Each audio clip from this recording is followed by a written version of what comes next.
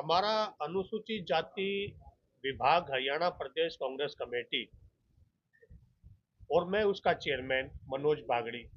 तो हमने पूरे हरियाणा में एक मुहिम चलाई है कि अनुसूचित जाति समाज के अंदर जितनी भी उपजातियां हैं उनको सबको प्रतिनिधित्व देने के लिए कांग्रेस पार्टी के अंदर कि सबसे मिलेंगे, समाज से मिलेंगे। जैसे कि आज हमारे साथी है जो प्रदेश कांग्रेस कमेटी के सचिव भी और हमारे साथी भी है तिलक रजूरा जी, उन्होंने पूरे हरियाणा के खटीक समाज को आज इकट्ठा किया और हम उन साथियों से मिलेंगे, वन टू वन सबसे बात करेंगे कि ज़्यादा से ज़्यादा अपने इस समाज को हम कैसे अपने साथ कांग्रेस पार्टी में हम जोड़ सके, उनको क्या क्या उनको जिम्मेवारी दे सके। तो आज ये मुहिम हमने यहाँ से स्टार्ट की है और हमारे अध्यक्ष आदरणीय राजेंद्र पाल गौतम जी का आदेश है कि कोई भी समाज कितनी से छोटी जाति हो वो अपने अधिकारों के लिए वंचित ना रहे, इसलिए हमने ये मुहिम आज से शुरू की। इस मुहिम का कोई खास उद्देश्य है? हाँ बिल्कुल, मुहिम का उद्देश्य ये है कि हर आदमी को अधिकार मिलना चाहिए और हर आदमी की हर समाज की राजनीति में भागीदारी, समाज में भागीदारी, हर मुद्दों पे उनकी भागीदारी होनी चाहिए और सबको साथ लेके चलेंगे। और 2029 में हमारे देश के प्रधानमंत्री राहुल गांधी जी बनेंगे और जब सबको साथ लेके चलेंगे तो जब भी तो हम सब कामयाब हो पाएंगे। और उसी में आज हमारे जिला के अध्यक्ष भाई रमेश मलिक जी भी हमारे साथ है और हमारे बलजीत सिंह सरदार जी हमारे जो शहर के जिला अध्यक्ष है वो भी हमारे साथ है। तो पूरी कांग्रेस पार्टी का आशीर्वाद लेके हम सब ने ये मुहिम चालू की। तो कांग्रेस पार्टी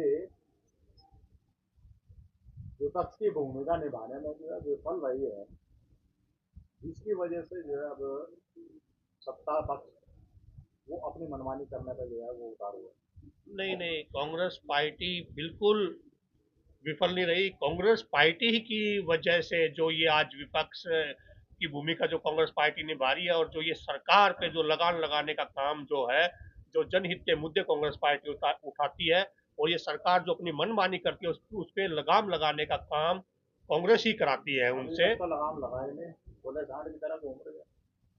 नहीं देखो, जनहित के मुद्दे कांग्रेस पार्टी उठाती है, चाहे वो मजदूरों का मुद्दा हो, चाहे वो दलितों का मुद्दा हो, चाहे वो विद्यार्थियों का मुद्दा हो, चाहे और महिलाओं का मुद्दा हो, सारे कांग्रेस पार्टी जोर शोर से उठाती है। दलितों पर तो इतने अत्याचार हो रहे हैं, भूख दबाते हो रहे हैं, उन पर कोई कार्रवाई नहीं हो बिल्कुल रही है। आप ठीक कह रहे हैं। पिछले 12 साल से और अत्याचार बढ़ गए हैं दलितों पे। आपके पानीपत का ही जो ये हमारा लोकसभा क्षेत्र है करनाल, पिछले महीने इसी लोकसभा क्षेत्र में दलित समाज के साथ 3 अत्याचार एट्रोसिटी के मामले हुए। वो तो पूरे हरियाणा में क्या पूरे देश में भी बढ़ गए हैं जब से ये बीजेपी की सरकार आई है। ये बीजेपी की सरकार का एक ही मुद्दा है कि दलितों को उनके पुराने उसमें लेके आना, क्योंकि बाबा साहब के संविधान को ये मानते नहीं है। ये बाबा साहब के संविधान को कुचलना चाहते हैं, दलितों को कुचलना चाहते हैं। लेकिन कांग्रेस पार्टी और राहुल गांधी जी हमारे साथ है।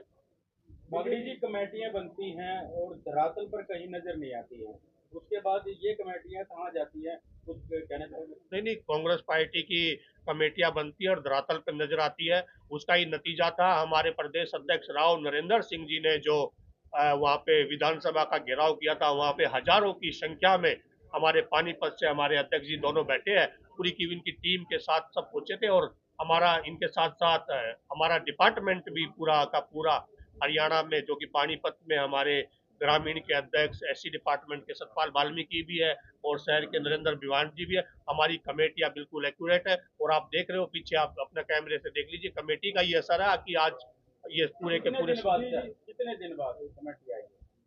नहीं, हमारी तो कमेटी लगभग एक एससी डिपार्टमेंट की तो मैं बात करूं तो 1 साल हो गया लगभग, हमारी तो कमेटी आ रखी है, हमारा तो काम चालू है। आज पहला कार्यक्रम देखा गया है। नहीं नहीं, ये कार्यक्रम तो हर महीने होते हैं। ये तो आज एक पर्टिकुलर एक समाज का कार्यक्रम है, खटीक समाज को जोड़ने का। मतलब जैसे कि आज हमने खटीक समाज का किया है, फिर ऐसे ही हम और समाज का करेंगे, ऐसे ही हम सासी समाज का करेंगे, ऐसे ही हम दानक समाज का करेंगे।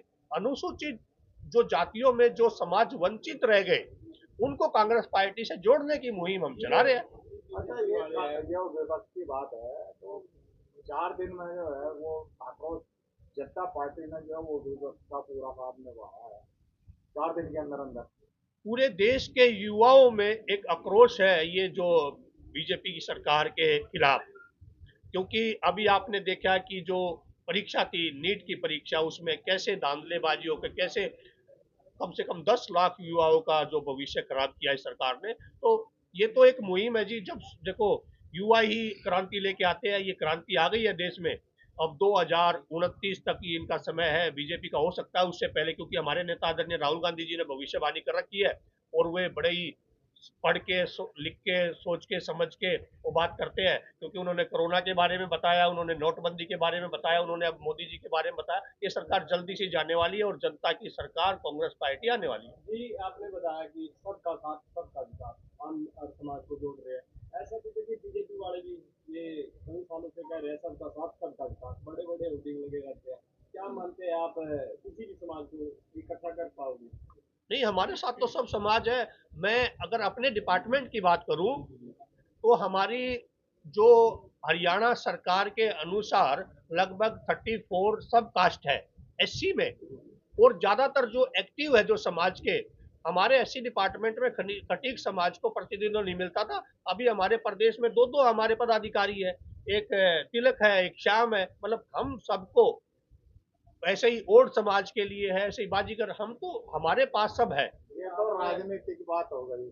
हाँ। सरकार में जो इतनी रिक्तियां पड़ी हुई हैं एससीओ के लिए, उसके लिए आज तक कुछ नहीं किया है नहीं नहीं, देखो हमारी हमारी हमेशा मांग रहती है, हमेशा हमारी मांग रहती है कि सरकार बैकलॉग पूरा करे, सरकार बैकलॉग पूरा करे, और सरकार से मतलब जितनी भी हमारी उपजातियां हैं उसके बैकलॉग को पूरा करके हमारी जो नौकरियों में हमारा अधिकार है उसको उसको दे। आदि प्रदेश अध्यक्ष जी मुख्यमंत्री नायब सिंह सैनी 2027 के अंदर पंजाब और यूपी के अंदर चुनाव है और दौरे हो रहे हैं लगातार, पंजाब के मुख्यमंत्री वहां पर लगाए जा रहे हैं, नायब सिंह सैनी वहां पर लगातार दौरे हो रहे हैं, क्या मानते हैं, कैसे आप देखते हैं? देखो बीजेपी का एक फंडा है कि इन्होंने मुख्यमंत्री हरियाणा के, हरियाणा में जैसे ही आपने अभी बताया हरियाणा में क्राइम बढ़ गए हैं, हरियाणा में डेली की डेली माफियाओं द्वारा धमकियां दी जा रही है। आपके ही प्रदेश, आपके ही जिले में हमारे नेता जो यूथ कांग्रेस के अध्यक्ष रहे और जो हमारे चुनाव लड़े ग्रामीण से, उनको भी धमकी मिली, सचिन कुंडू जी को। ऐसे ही अगर आप करनाल तक अंबाला तक जाओगे, जो अच्छा व्यापारी है और जो राजनीति से संबंध रखता है सबको धमकियां मिल रही है। और हमारे प्रदेश के मुख्यमंत्री दूसरे प्रदेश में जाके वहां पे वो सरकार बनाने की बात करते हैं। अभी 2 दिन पुराना ही हांसी में एक आपने देखा होगा सोशल मीडिया पे बड़ा वायरल हो रखा है कि एक सरेआम एक जिम संचालक को गोलियां मार दी और वो कह रहे हैं कि जी हमने अपनी कानून व्यवस्था सुधार ली है। तो हमारे प्रदेश का जो कानून व्यवस्था है वो बिल्कुल खराब हो चुकी है। और हमारे, मैं आपके माध्यम से अपने प्रदेश के मुख्यमंत्री आदरणीय नायब सैनी जी से कहना चाहता हूं कि आप पंजाब को पे ध्यान कम दीजिए और हरियाणा पे ज्यादा दीजिए। सर क्या कुछ कहेंगे, जैसे कि कांग्रेस का जब कार्यक्रम किया जाता है तो कांग्रेस पूरी तरीके से एक्टिव हो पाती है, कई गुटबाजी इसमें नजर आती है, कोई कांग्रेस के कार्यकर्ता कहीं अलग मिलते हैं तो कहीं दूसरे कार्यक्रम में अलग मिलते हैं, ऐसा कुछ गुटबाजी नजर आती है? आज आप देखिए, मैं अनुसूचित जाति विभाग का प्रदेश का अध्यक्ष हूं और मेरे साथ ग्रामीण के जिला अध्यक्ष भाई रमेश मलिक जी भी बैठे हैं और शहर के अध्यक्ष भाई सरदार हमारे बलजीत सिंह जी भी बैठे हैं, हमारे जिला के भी हमारे पदाधिकारी बैठे हैं, सारे के सारे। हमारे अंदर कहीं गुटबाजी आपको नजर आ रही है?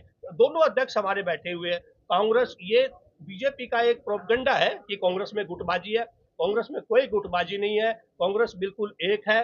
और अब की बार हम थोड़े से मार्जिन से, कुल 12-13 हजार वोटों से हम चुनाव हारे हैं, लेकिन 2029 में बहुत बड़े मार्जिन से कांग्रेस पार्टी हरियाणा में सरकार बनाएगी और देश में भी सरकार बनाएगी। मनोज जी, दिल्ली में शिक्षा विभाग के दफ्तर में आग लगी, उसके बाद अब बंगाल में 4000 ईवीएम मशीनों में आग लगी, किस तरीके से देखते हैं?